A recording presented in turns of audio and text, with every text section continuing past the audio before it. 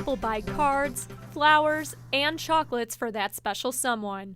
With Valentine's Day around the corner, UT10 fell into research on love.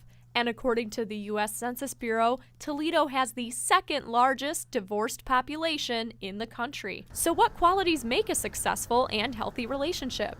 A good relationship is built on trust and believing in that person to be your number one fan and just everything in life. The main thing would be trust. A lot of people don't trust their significant others.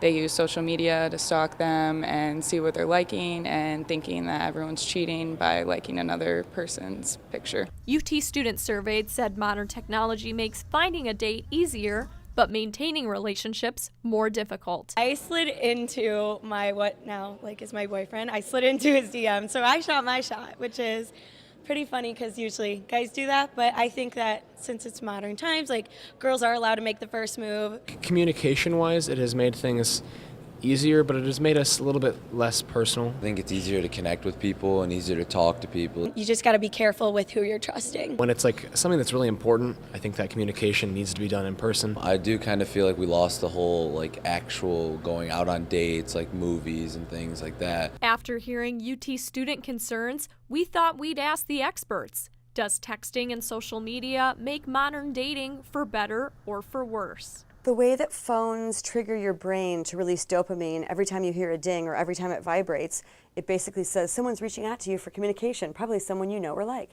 And your brain releases dopamine, you feel great, and then you're like, oh, it's them. We just become so addicted to that dopamine hit. And so, unlike back in the day when you would be meeting at 6 o'clock at the mall and there was no way to communicate, and so you just went about your day and then you met up.